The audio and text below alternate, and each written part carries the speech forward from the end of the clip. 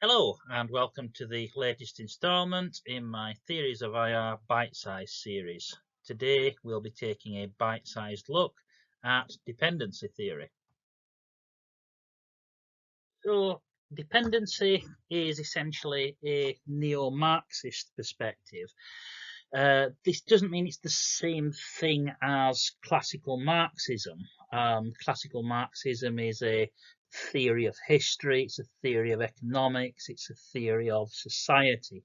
It's not a theory of global politics per se, whereas dependency is a theory of global politics, but it draws upon Marxist concepts.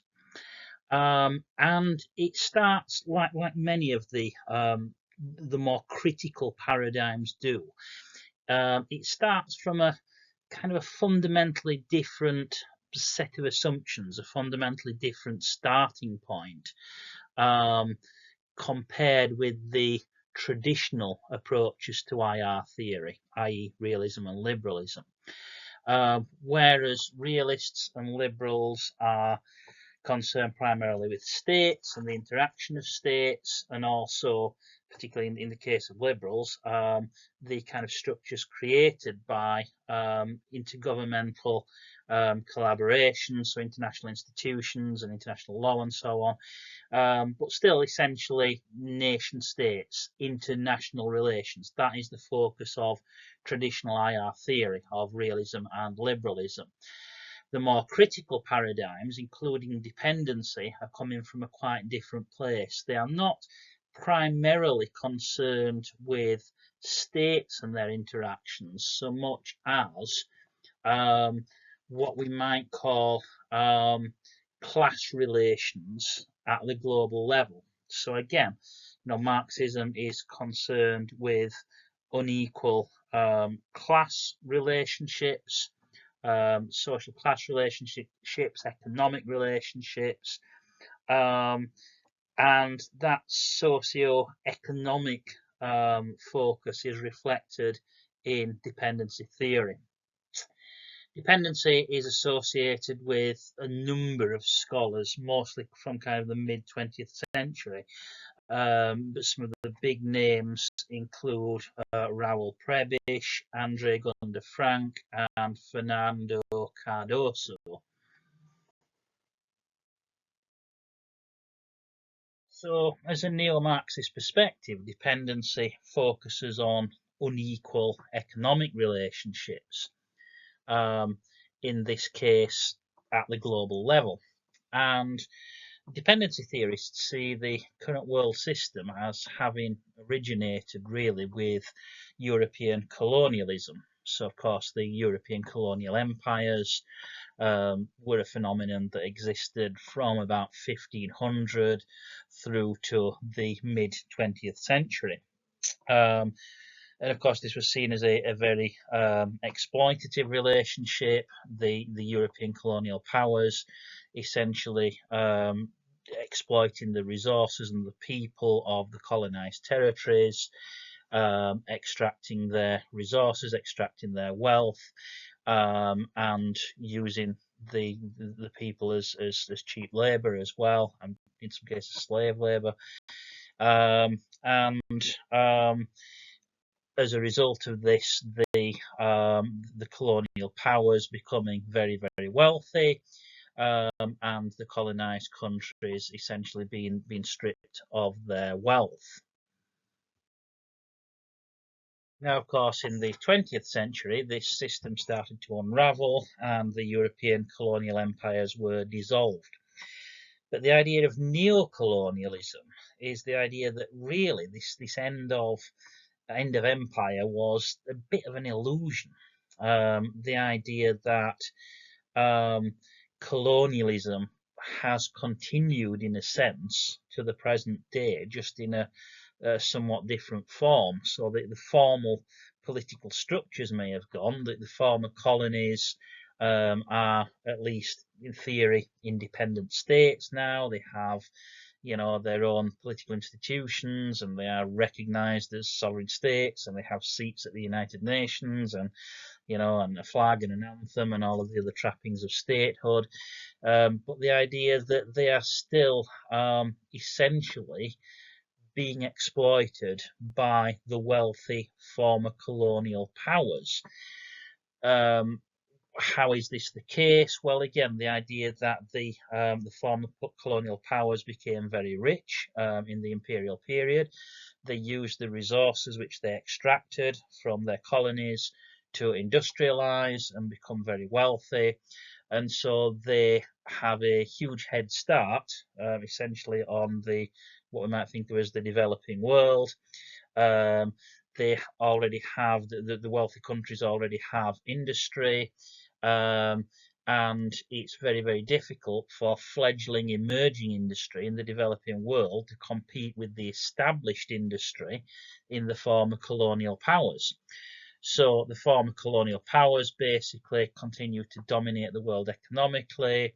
They sell their surplus manufactured goods to the developing world. The global south, as we sometimes use the term global south in international relations. And the global south countries, the developing world, again, cannot compete. So all that they are able to do is to sell their resources, such as agricultural products and raw materials and so on, and also cheap labour. They export these back to the so-called developed world, to the wealthy nations. So it's kind of an unequal exchange in a sense. It's a continued extraction of resources. Again, not in quite such an obvious, overt, imperial sense as the old colonial empires, but essentially an ongoing form of neo-colonialism, of unequal exchange and extraction of wealth. So how does the global north manage to stay in control and continue to exert dominance over the global south? Well, again, there are a number of factors. One is, as I've already mentioned, the fact that the former colonial countries, the ones which industrialized first, using arguably the resources that they extracted from their colonies, have a massive head start because they are industrialized already. And because of economies of scale and all of that, it's very difficult for fledgling industry in the global south to compete with established global corporations based in the global north. So because the global north has this huge head start, it's very difficult for countries in the global south to catch up. And of course, the powerful governments of the global north have huge political advantages as well. They effectively control international institutions like the UN, and also financial institutions like the IMF and the World Bank, and more broadly, global finance and financial institutions. And because of this, they are able to keep the global south dependent on them for funding. So if you want to initiate a development program, if you're a country in the global south and you want to initiate a development program, you're going to need capital, you're going to need money to finance that. Where do you get it from? Well, traditionally at least, you borrowed it from the financial institutions dominated by the global north, whether that be from the World Bank or from private financial companies. But either way, you're having to borrow the money from the global north and from institutions dominated by the global north. And then, of course, you may find that you're not able to pay that back because it is always a loan, it's not a grant. And that then means that the countries which have borrowed this money are then kind of caught in a debt trap.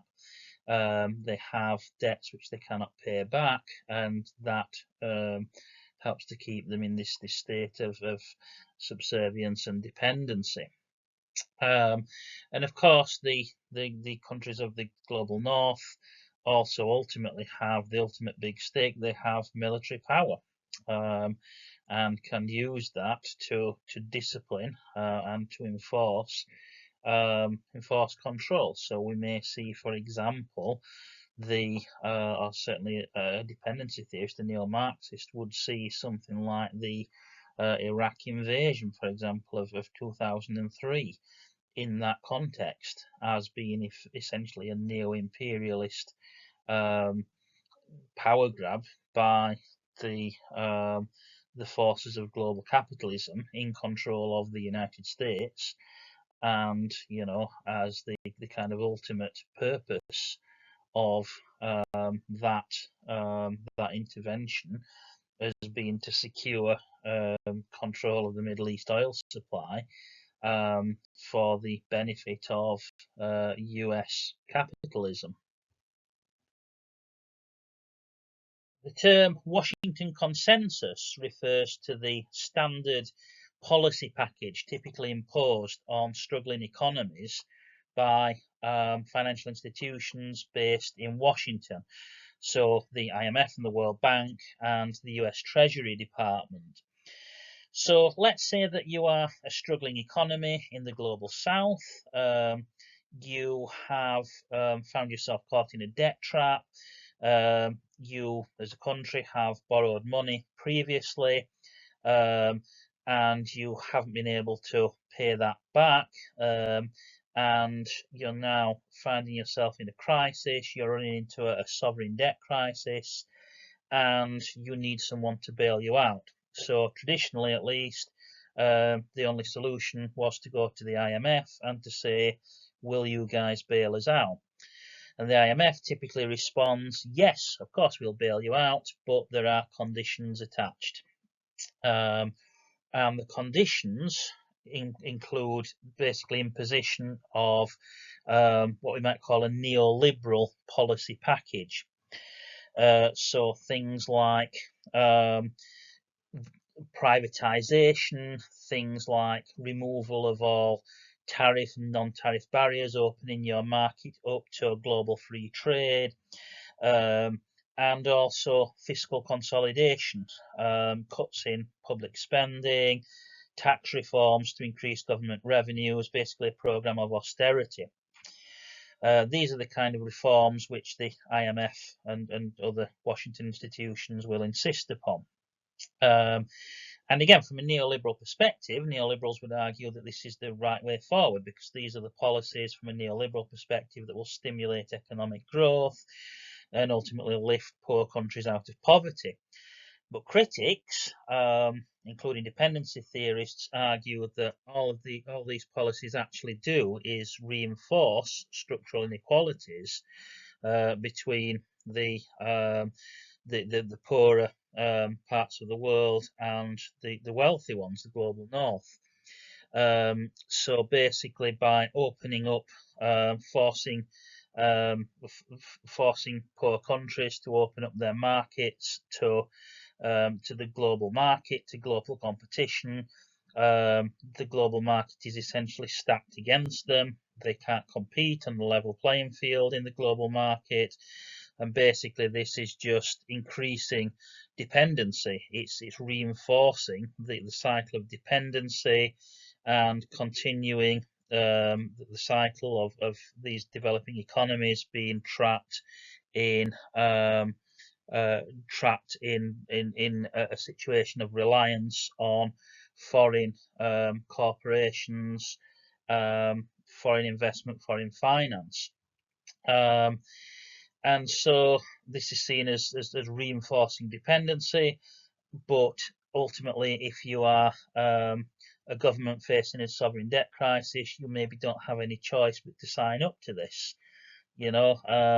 which again raises serious questions around sovereignty, And ultimately, once again, we're talking about a situation of neo-colonialism, effectively.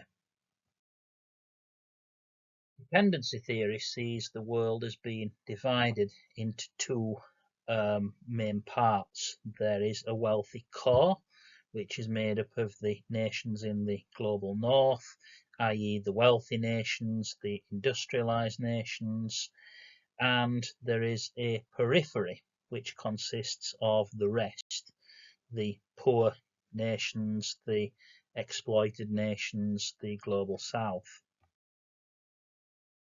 And essentially, the relationship between the core and the periphery is one of drain of wealth. The core nations continue to get richer by draining resources, draining wealth away from the global south, from the periphery. So this is an inherently exploitative relationship, and in a sense, it's very similar to the exploitative relationship that classical Marxism sees as existing between the labour force and the employer, between the proletariat and the bourgeoisie, the capitalists. So imagine a factory worker is working in a factory. The wages that this person is given in return for their labour are much less than the value of the goods or services sometimes, but the goods in the case of a factory that they produce. And the surplus, this is what we call surplus value, the surplus goes straight to the factory owner in the form of profit. This is the source of the employer's profits. The employer essentially gets wealthy by taking away the lion's share of the wealth created by the worker. So the worker basically is inherently, this is inherently an exploitative relationship. And ultimately the worker is never going to be able to get any richer, because the bulk of the wealth created by the worker is going straight to the factory owner.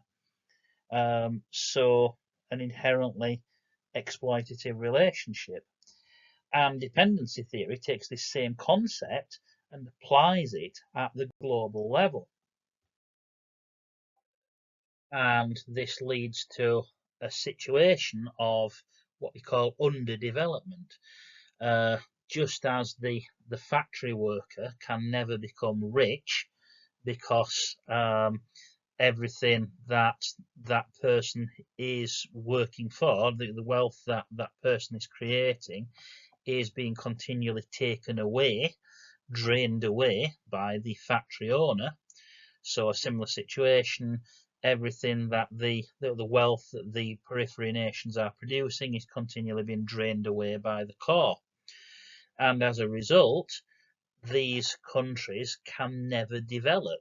This is why dependency theorists won't tend to talk about developing countries, because from the point of view of dependency theory, these countries can never develop, because the wealth that they need to develop is continually being taken away from them. They are being progressively underdeveloped. So, what is the solution? Well, dependency theorists argue that since the problem is the nature of the global market, and since countries in the global south tend to be disadvantaged by the global market and can't compete on a level playing field in the global market, the solution, insofar as is possible and practical, is to withdraw from the global market, to follow protectionist policies, i.e. the use of tariffs and quotas and other barriers, to limit imports, and instead to focus on the domestic market and the development of domestic industry. This is what we call an import substitution strategy. However, we have to ask whether the dependency model actually really fits what we see in reality. According to the strict logic of the dependency model, countries in the global south would remain in a perpetual state of underdevelopment. This cycle of drain of wealth, continuing drain of wealth, would mean that they would never really be able to get a foot on the ladder, if you like. They'd never be able to climb the economic ladder. They would remain impoverished and underdeveloped in perpetuity. But of course, that's not what we see, at least not universally. Yes, there are a large number of countries that have remained impoverished, but there are others which have really come on in leaps and bounds. They've made rapid progress towards industrialization and towards really developing into what we might start to think of as core countries. So perhaps the best examples of this are the Asian tigers. The Asian tigers being Hong Kong, Singapore, South Korea and Taiwan. And more recently, the so-called tiger cub economies, which are kind of following a similar path. Countries such as Indonesia and Malaysia and Thailand and Vietnam and the Philippines. So all of these countries have, in recent decades, made rapid strides towards industrialization and towards becoming much more wealthy, much more technologically advanced, much more developed. So this doesn't really fit in with the expectations of the dependency model. World systems theory, as developed by Emanuel Wallerstein, seeks to refine dependency by producing a more sophisticated model which takes account of the fact that some countries, under the right conditions, can move from the periphery through what Wallerstein calls the semi-periphery and sometimes move into the core. And according to Wallerstein, it's also possible for core countries to drop down out of the core and into the semi-periphery, and I suppose ultimately perhaps even into the periphery over time.